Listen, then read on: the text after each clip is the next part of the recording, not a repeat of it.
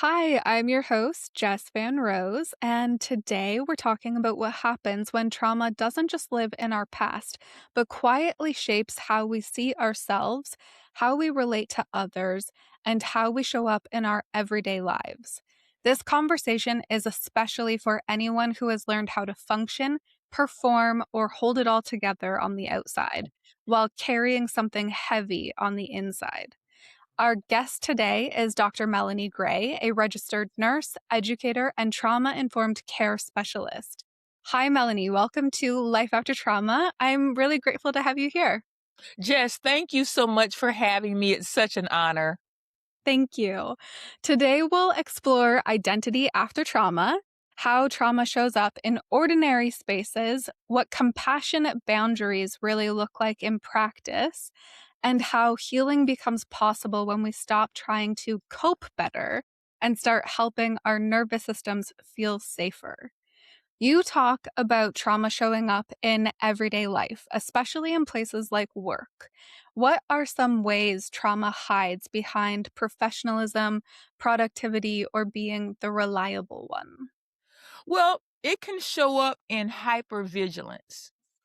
So if a person grows up in a environment, let's say where had food scarcity, where they had housing insecurity, where no one ever validated them and they didn't have a safe environment, that can show its way in being hyper vigilant, perfectionism in some ways, in some people.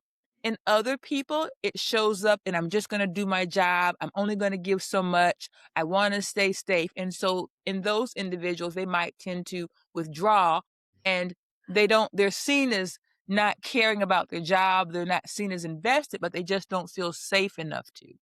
So it's important from a trauma informed leadership perspective that leaders understand why some people may show up the way they do and not judge their whole character, but understand or consider what may have happened to them, not what is wrong with them.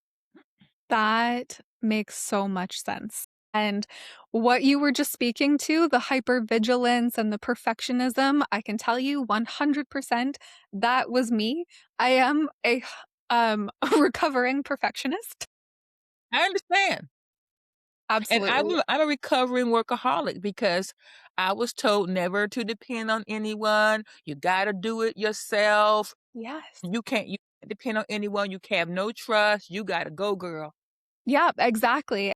And then there was always like that pressure of like, this is your work. Like, if somebody else does something for you or covers for you and they don't do as good of a job as you, then it's like, your name is attached to that. And there's so much stress that comes with it. Yeah. And you can't Yeah, trust anybody to help you, right? You've got to exactly. carry it all. Yeah, exactly. But really, when you like take a moment to step back, especially when you're somebody who's working for an employer, it's like, does it really matter if it's perfect? Like, Well, it doesn't. And the reality is, I mean, some things are life and death. Like in nursing, I mean, I do need to be on point, of course, but of course. with the meds and things, there are times like that perfectionism isn't necessary. And we have to give ourselves that grace, right? Because you can work your fingers to a bone on a project and the organization will change their mind and pivot on that project, and all of your work will be for naught. And you can't feel any kind of way about that. People often feel angry because I did all that work, I put all that energy, and then they didn't. Hey, you just all you can say is I got paid, move on, right? Exactly. I got paid, move on. Yes, exactly. But I feel like to that, we kind of attach like our identity to that, right? Like the standard of our work and like that output that I feel like that definitely becomes part of or can become part of how we see ourselves. Well, that's why we have to be cognizant, in my opinion, of how we are raising our young people. What are we saying to our children? I cannot honestly think of a time when my parents weren't telling me one day you're going to have a job, one day you're going to be on your own. One day you're gonna have to work. One day you're gonna have to be accountable. One day you're gonna have to fend for yourself. And I'm 4 years old. Yes, daddy, one day I will work. Yes, but I understood my parents were came through Jim Crow segregation. My father was born in 1927, my mother in 1935. And so they came through a different life and they were trying to keep me safe and trying to make sure that I could live better than them. But they started so early. There was not a time in my life I didn't think I wouldn't have a job. And then people start talking to kids. They're 5 years old. What do you want to be when you grow up? Well, how do they know? They're five. I know. What I do you want to remember. be? And then you go from 5 years old to being in preschool. So you know you're in junior high school. You know you're going to be in college. What do you want to be? Where do you want to go to college? And so here you are with a 12-year-old. I'm going to be a football player. I'm going to be an engineer. They got to say something or your Mhm, parents, your adults in your life will be all over you. And then you mhm, get to high school and you better know then what you're gonna do. Or they're gonna think, oh, you're with a lost cause. Johnny's a lost cause. They in high school, they're 18, they do not have their whole life figured out yet. What have I done wrong? And so people carry all of this, right? So you're going into the workforce and you're carrying this lifetime of expectation that you have a role, that you have a job, that you have a work identity that you're going to have for the rest of your life. And that is so not true anymore. yep. That again is traumatic. Yes, absolutely. I remember going into high school and they're like, "Okay, well, what do you wanna do?" And you had to choose, like, did you want to go to college, and so you would take, like, a certain level of classes, or did you wanna go to university, and that would be a different level of classes, and that was a choice that you had to make, like, in grade 9, and I Grade 9, and remember. if you didn't, your parents, they write a note to your parents, "What is wrong with Jess? She's lost. Yeah, She's being flighty. She's not yeah. maturing." They put all these negative titles to your not knowing at 16 what you wanna do for the next 30 or 40 years. This is insanity. Yeah, I think when I went into grade 9, I believe I was 13, maybe 14. Yeah. So it's like, how am I supposed to know at that point what I wanna do for the rest of my life? Like, if you asked me then, I would have said I wanted to be a singer. No, my gosh. So, many to survivors are described as high functioning. From your perspective, what does it cost someone to be constantly holding it together?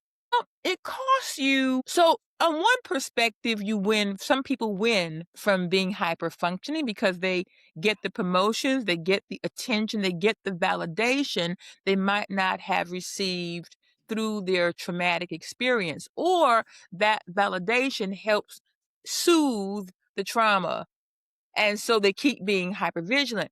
But the challenge is you're not looking at your humanity. You're more than just your job. And if your job is taken away from you and these pivots are happening more frequently, what are you going to do? What are you going to be left with? What generation are we in now? Is it Gen Omega? I know I'm making that Oh, up, but is it alpha. I think, yeah, I think Gen alpha. Alpha. So Gen Alphas are there. Some data says they're going to change jobs 18 times. And some research says they'll change careers 5 to 7 times. So come on, they can't plan their life. But then you mix the Gen Xers and the other generations, you're going to have. I've had 5 pivots in my own career. I've been Mhm. through 5 mergers.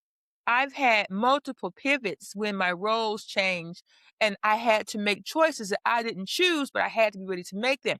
So if you don't look at your whole self, if you don't prepare for the pivot, if you over connect to your current role, you'll be left in a very lost and empty position, and sometimes in a point of despair that you want to avoid by not doing the things you enjoy. Having building some safety nets, some different friends that are not associated with your work, building some new hobbies, trying getting a part-time job and learning another skill so you have a backup plan. I think they lose out because they don't realize that they're a full gift and they have an identity with gifts and talents that are not associated with their job. They don't unearth them. They don't take the time, and they should. Yeah, absolutely. I love that you're talking about that piece of like that this is not who you are. And we're not going to assume the worst, but we're going to have a backup plan just in case. Well, not only that, we're whole individuals with gifts and talents. I believe my encouragement to people that I work with is that you work to live, you don't live to work. So if I work to live so that I can ride my e-bike when I want to, I can repair my e-bike, I can afford an $1,100 e-bike, I can go out to and have dinner with friends when I want to. I can donate to the institutions that I want to give to. I can travel when I want to. I can try to knit. I might not that might not last long, but I can try because I have I work to give myself that capacity. I might Mhm. even learn to cook one day, who knows? But, you know, it hasn't happened yet. But, Same. yeah, I'm not doing that. That's why they have Uber Eats. Uber Eats has saved me. But, Exactly. you know, but I think we have to look at our whole selves. I was, downsized last year, but I had been retooled. I had been merged or gone through 5 mergers, and after merger 3, I said, this is gonna happen again. This is the new way of the world, so prepare yourself." So, when this next one came, the 4th one came, I wrote that when I made that one. Last one came, I didn't make that cut, right? So, but I was okay because I still had a life. It's really something, Jess, when one day you're on, right? You have a calendar, people wanna meet with you, you have things to do, people wanna hear what you have to say, and the day they turn you off, you look at with nothing. And I did feel some kinda way. I'm not gonna Mhm. lie. Mhm. I did feel, wow. On the 4th, I was Dr. Gray, program this and that. And the 5th, that was nothing. They turned you off. All my access to all my friends, all my work, all my files, all my connections, gone. Yeah. And I did have a plan, but I did have to recover for a couple weeks.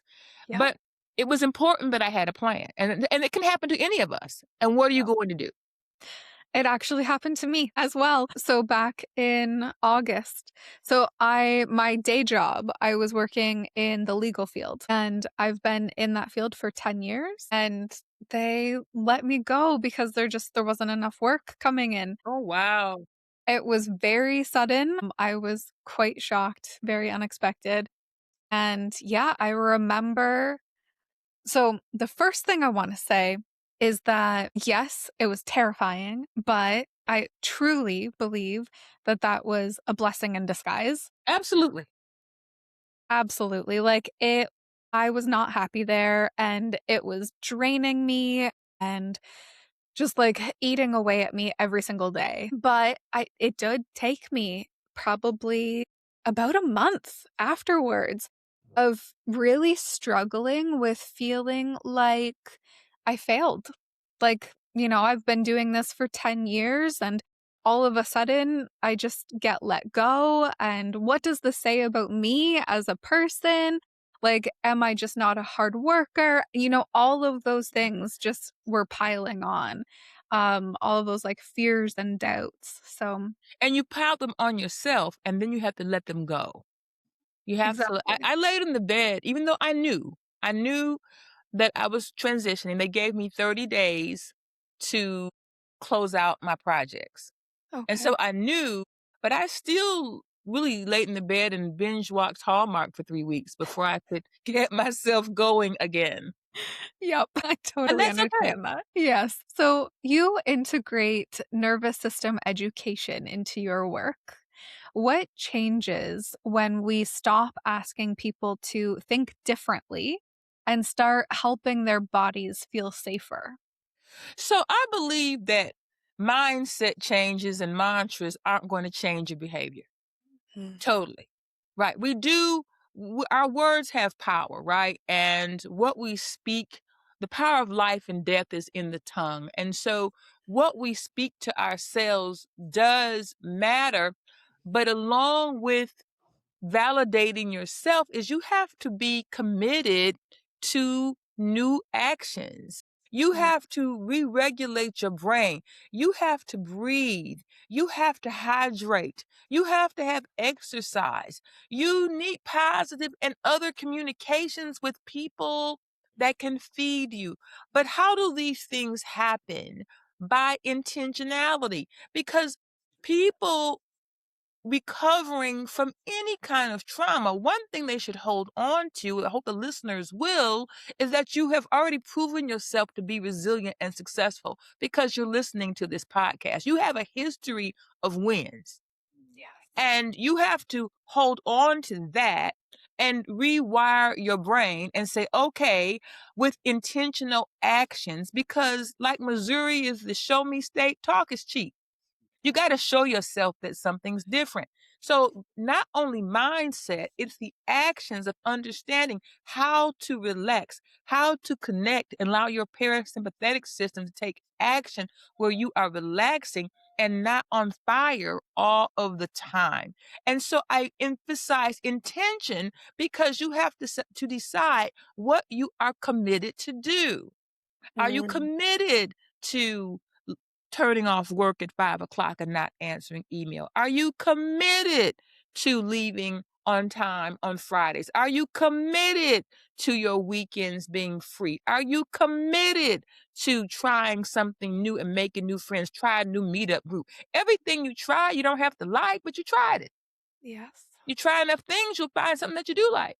Exactly. And like what you're talking about, it's all of those things like trying the new things that expands your world. Mhm. And that, like you had mentioned before, it's being a full person, a whole person and living a full life. And you decide what full is for you. I really want to challenge listeners not to get their validation and their cues on a full life from social media, which is way too much what people are doing. That is the scrolling of dissatisfaction, and it does not help your psyche because success is not based on how big your house is, how many trips you take, how much money you make, because things don't build you. It's what have you been willing to decide for yourself? Everyone should see themselves as as a valued gift and a contributor to our world, whether you are a stay-at-home mom or a crossing guard or a environmental engineer, janitorial engineer, whatever it is, you are valuable because you are doing your best. Don't buy the lie that because you don't have a certain economic stature or income that you are less than anyone else. Love on yourself. You are a gift. I love that message. Thank you for that. You help people reframe their story so they're anchored in who they are now, not defined by what happened. How do we do that without minimizing the pain or bypassing what's still unresolved? Well, I say number one, if there is something that is still unresolved from your trauma, get some clinical help. Physicians can't heal themselves. If a physician needs a hip replacement, they're not going to cut their own hip and do it themselves. They're not, right? So you have to be honest. If you've been struggling with some things in your traumatic experience a long time, get some clinical help. That's okay. Get the help you need. On the other hand, you have to decide if you want to live past, stop identifying yourself totally with your trauma. And I'll just use a bad parent. Let's say that you had an abusive parent. I worked with a woman once, and I mean, she was totally one of those hyper vigilant people. Had her PhD, into her 20s, but she had been molested by her father and her brothers. And but you have to determine that you're not going to, one, give them power over your whole life. So you have to forgive and move on. Because as you keep telling yourself that one story, you're missing all the positive ones. As you keep telling that one story, you're giving people that were mean and don't deserve the credit power over your next 10, 20, 30 years. It's up to you. we're not minimizing the experience, but one, it doesn't have to define you. You don't have to define yourself by it, and you don't have to keep giving them power. You sometimes the best way to forget the past is to begin a new present. So how will you begin a new present? By building other things in your life that feed you. I completely agree. Was I had started putting together, like, a coaching framework. I have since decided that coaching is not the route for me, but I when I was putting together a coaching framework, it was all around, like, like, look at what's happened, but then we're gonna end with expanding our world, and like you had mentioned Mhm. before, it's that, like, bringing in new things and expanding and yeah. So and not letting it define you. I love that you're talking about not letting them have your power, like reclaiming your power. You have to reclaim it and you have to forgive because bitterness is a bitter pill and bitterness in your heart, the Bible says guard your heart at all costs. Mm, So if you don't guard your heart, you live in bitterness, and then that becomes anger, and then anger inward becomes depression, and it's a very unhealthy cycle. yeah. You might wonder, and you can't judge yourself by the abusers. Why did I get them for parents? Mhm. Why didn't I get somebody else's parents? I can never answer that. But what I can tell you is that you have to forgive them. And then you have to set boundaries around them if they're still present in your life. Mm, And if you're not healthy enough to engage with them, I don't if it even if it is your mom and your dad, you just can't until you're ready, until you get the help you need. And often, hurting people hurt people. And they often haven't dealt with their own pain. So they don't even really see what they did to you. yeah. And you have to forgive them. I Yeah. had good parents, Jess, but my mother and my father had mental illness challenges. My mother was clinically depressed. Though a nurse, she went to Mhm. work every day, baby, every day. Took good care of us, but she would come home and get in the bed. She had Mm, no time to engage with me and but, did all the basic things, but I was a self-starter, so it didn't impact me that much, right. I just took care of her. My father had mental health challenges as well. Good father, loved me, but he would come home from work and, he would sometimes be in the basement kinda talking to himself but Mm, he was a good dad. He was a yeah. good dad, he loved me. But, that's where they were, and I had to decide, well, it's not their fault.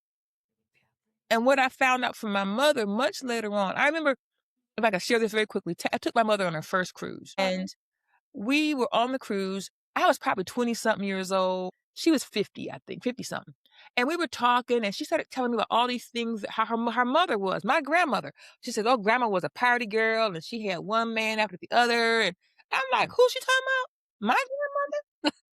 But what I realized was my mother said, and she was 50, I never will forget. She said, I am going through therapy right now so that I'm still working through how my relationship with my mother. And I Mm, thought to myself, you 50 years old and you are still mad at your mother? I said mm, to myself, Melanie, you got issues with your mother, but Imma let it go. I said, I'm gonna let it go because I will not be 50 years old, still mad at her about it. And that was the moment, my letting go moment, where I just said no. So you find out sometimes we're not saying that our abusers or that cause us pain. We just have to forgive them. We don't yeah. always know the root, but they will have to answer to God for it. And you need to be free and free yourself. So what I'm wondering is I completely agree with what you're saying, but I feel like sometimes like that message of forgiveness is very prevalent. And sometimes I feel like it might come across as pressure for somebody who maybe doesn't feel ready to forgive or doesn't know how to forgive, like based on what they went through. What would you recommend for them to maybe just like come closer to a state of being able to forgive? Well, one thing is by building a life around something other than that the pain and the unresolved challenges or hurt from that person. And forgiveness is for them, but it's more for you. Yeah. It's more for you than for them because you need to move on. You have to have hope. So the pressure is not what you're doing for them, it's the joy and the release that you are giving yourself. It's you looking in the mirror and saying, I am a person of value. I have worth and substance, and I choose to be free. So it's not about them. It's what you are doing for you so that you can go forth and be the gift that you're created to be. So that you're not carrying their baggage or that baggage, but you're moving on as a gift. I love that. So you mentioned boundaries before, and you talk about compassionate boundaries. How can someone tell the difference between a boundary that's coming from safety and one that's coming from a trauma response? Well, trauma responses typically are those responses that are triggered. I know she's going to ask me to do something and I don't want to do it. I know she going to call and say, "Why didn't you?" And I know I'm going to feel some kind of way about it. Then don't take those calls. Mm, Don't take them. I mean, if you know what the message is, you don't have to engage in that. yeah. So that is safe, but it's also compassionate for yourself. I went through a period with my mother where I told her I was 30. I remember I think I was 30 something. And she said something to me which triggered me. And I said, let me help you understand something. I'm 30 years old. I know what it was. She said, "You don't do for me what you used to do for me." Mm, And I said, "I don't have to. I'm a good daughter, but I'm not going to buy you. I'm not going to keep buying you stuff. I'm not going to keep buying you jewelry. I'm not going to keep buying things." So I said, "If you want a relationship with me for me, you're welcome to have one. But if you don't, that is really up to you." So, because I'm not going to keep buying you. I can't. mhm, I'm not.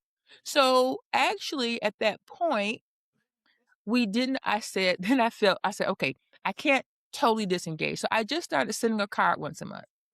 And once a month, I send her a card, and then I call her once a week, once every 2 weeks, and just say, "Hey, how you doing?" And then mhm. I'd hang up. And I just let it be that because I didn't want her to say, "Well, my daughter doesn't talk to me at all." I didn't want her to feel that there was no window for change. And I did, but I would do those small things just to keep the window open. That probably it probably took 3 years or better, and one day she called me, and we just kinda started over from there, and that was probably 30 years ago. But I set that boundary, and I'm not doing that. This is where I am. You make a choice. Yeah. See, and what I really want to point out there is that so that boundary, when you set that boundary with her, I'm sure that that was probably very difficult to do in that moment and even like maintaining that boundary. But when you put it in place to protect yourself and like take care of yourself, it didn't last forever because No.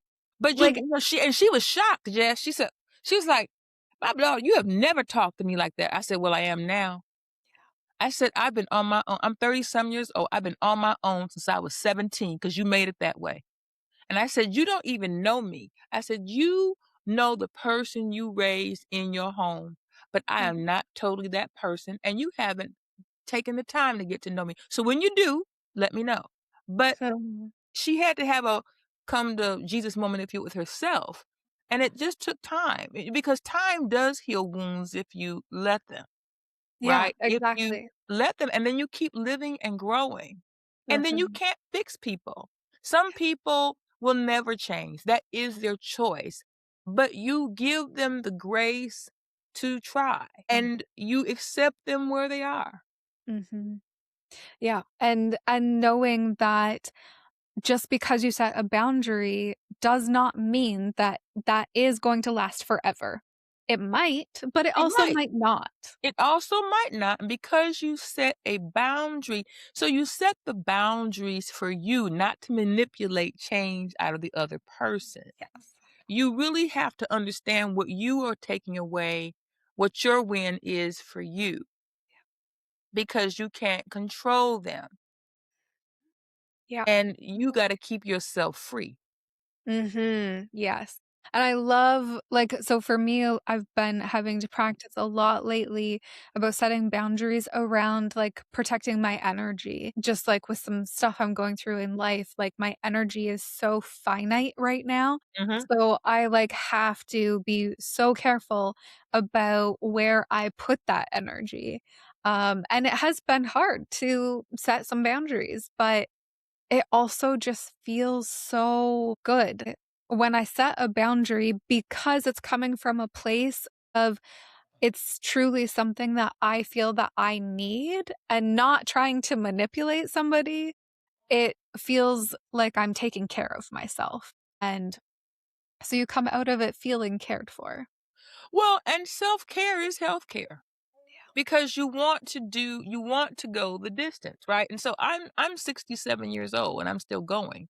But I say that with pride and confidence because I want to keep going. But what you do at 20 or 30, and you look pretty young, Jess. Maybe you're late 20s, 30s in I'm there. in my 30s, yeah. Yeah.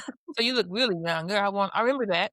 But anyway, but what you do at 30, 20, 30 impacts where you are and how you live when you get to be my age. So part of your reason to take care of yourself is because you want to live well your whole life so that you can grow and enjoy based on the things that on the way you define it, not social media. Mhm. Yes. You describe moving from living from pain to living from power.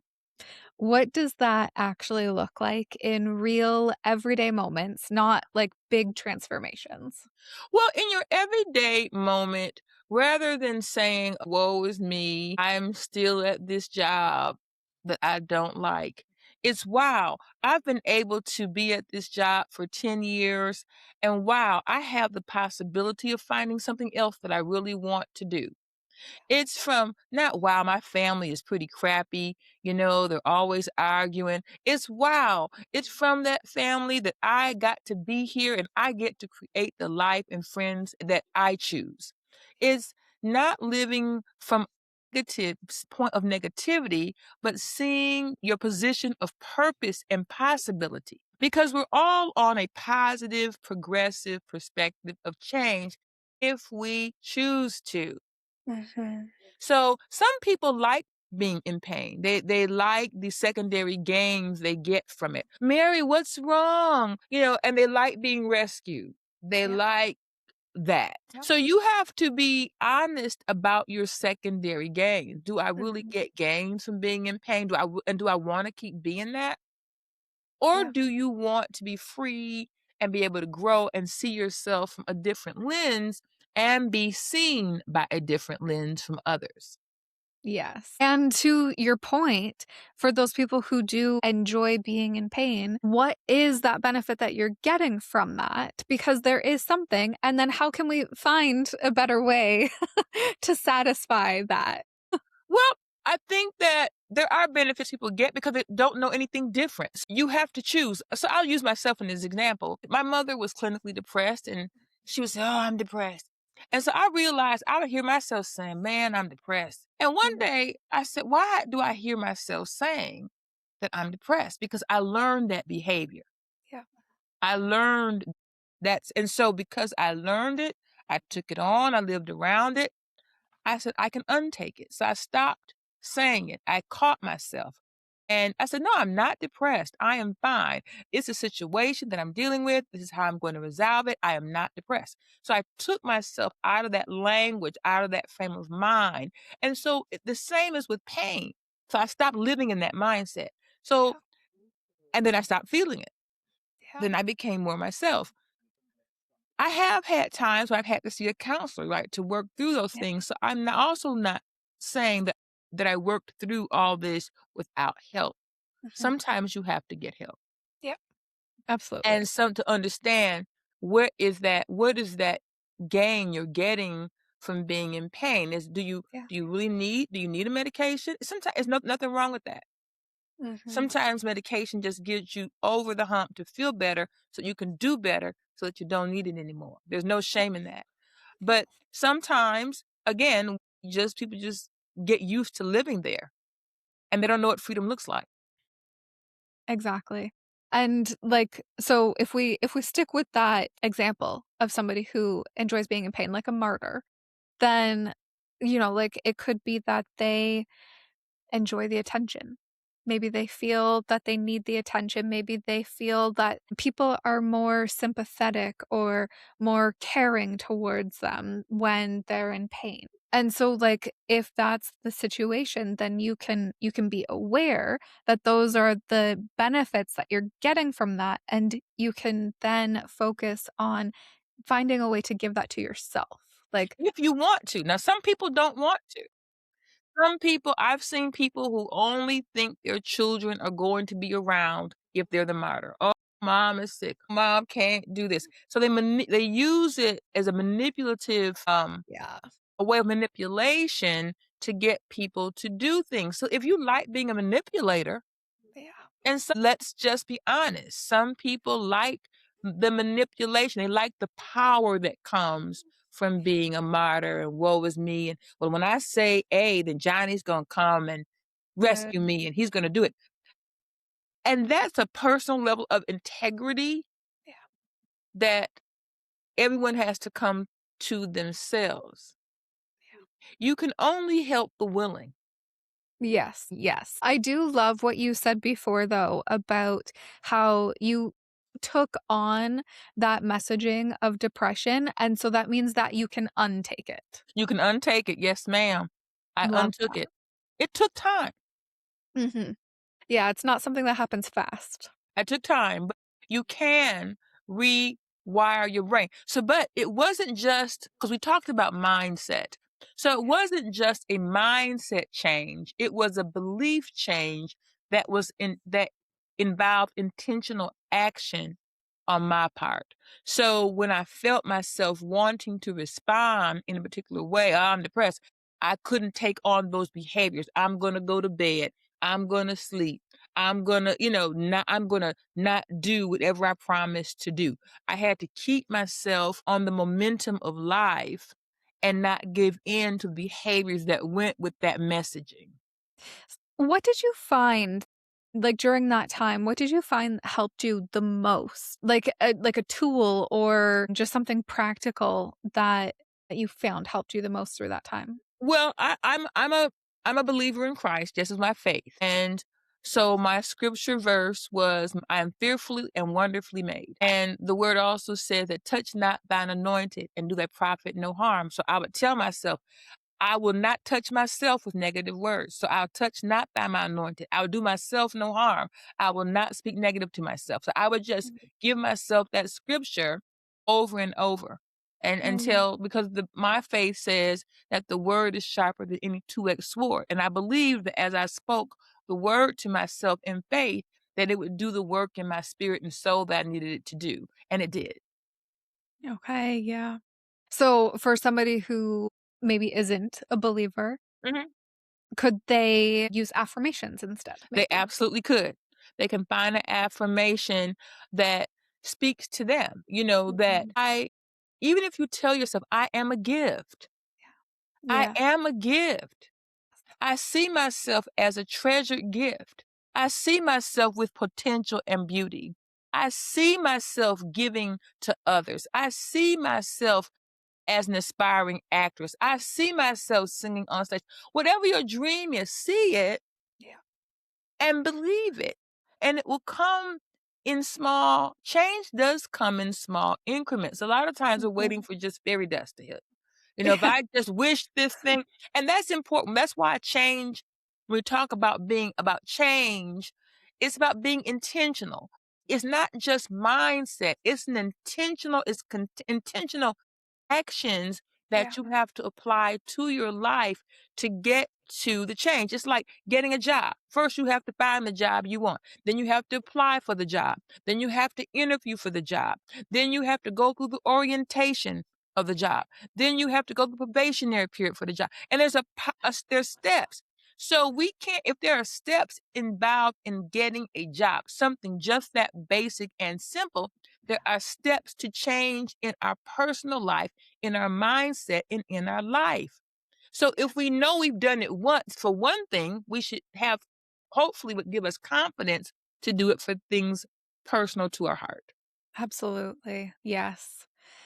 If more workplaces, families, or communities understood trauma the way you do, what do you think would fundamentally change in how people treat one another? They'd be kind and they'd show more grace to one another and not be judgmental because they'd understand what may have happened in that person's life. Maybe they're like me. Maybe, we don't know. Mhm. And so because we don't know. There's an old song, and "No man is an island." You probably is Mm. way too old. "No man stands alone. Each man's joy is joy to me. Each man's grief is my own." There was a time in our society where we cared about one another, and we saw that we felt we had a commitment to our fellow man, Yeah. that it wasn't just about me and mine, it was about all of us. And if workplaces and more people in our communities we saw ourselves as part of the one, of the whole, and what we do and say matters, I think we would be better in terms of being kind and giving grace.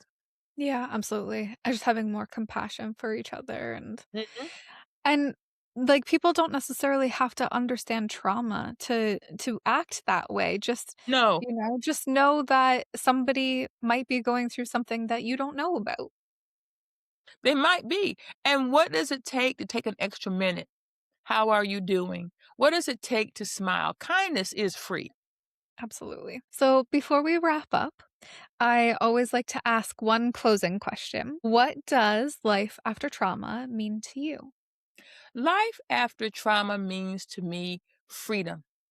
It means freedom and joy to explore the possibilities of the future, to Mm. see myself as a kite that can soar in any direction.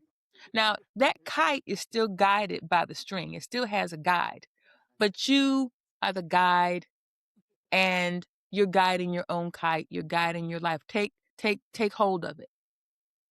I love that. Thank you for sharing that. Thank you.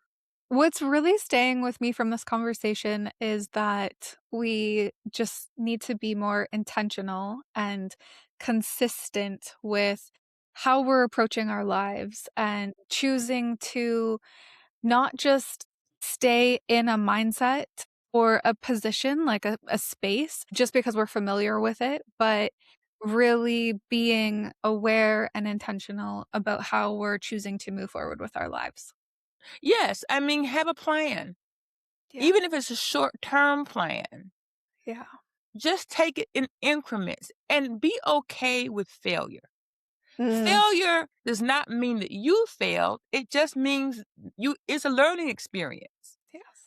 We look at social media and we see people going viral and people saying, "Oh, I did all this in 2 minutes," but they don't tell you the 10 years of failure that they had before they got to those 2 minutes.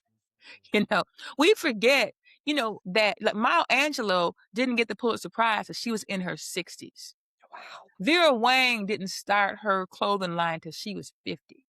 Mm. Colonel Sanders fried a lot of chicken before he got the recipe right. He was in his 60s, mid 60s. Mhm. And so we can go on and on and think how many, I don't know how many elections Abraham Lincoln lost before he rose and became president. So there are a lot of failures that come before success. Your Mhm. failures don't have to define you any more than your trauma do. And I wouldn't even call them failures. They were learning experiences. Don't let them define you. It takes time. Life takes time. We're all on a positive, progressive perspective. Yeah. Lifelong learners. Yes. I saw a quote on Instagram the other day, and I don't know who it was by, but, it said, "If you knew that you had 100 failures until you reached your goal, until you were successful in whatever it was that you were trying, how excited would you be every time that you failed? Because you were one step closer to Yeah, that." Yeah, to that finish line. I loved that. definitely. I love that. I've probably had 100 or more. I probably had 200 at this point. Well, exactly, yeah. Same. Do you have anything else that you want to share with the listeners? Well, I'd like every listener to know that they are a gift. You are a gift because you are. If you're listening, you're a gift. And don't let your past define you, and don't let the people that may not have been what you would have wanted them to be, don't let them have more control than they deserve. Yes. Free yourself and free them and look forward to your next because you are a gift. Yes. I love that message, thank you. For anyone listening who wants to learn more or continue this conversation with you, where can they find you? Dr. Melanie Gray, Gray, theconfidencecoach.com. Awesome. I will have that in the show notes. Thank Thank you you so so much. much for being here and for the work you're doing. Thank you. If you're finding value here, following the show is the simplest way to support it. Until next time, take care of your mind, body, and soul.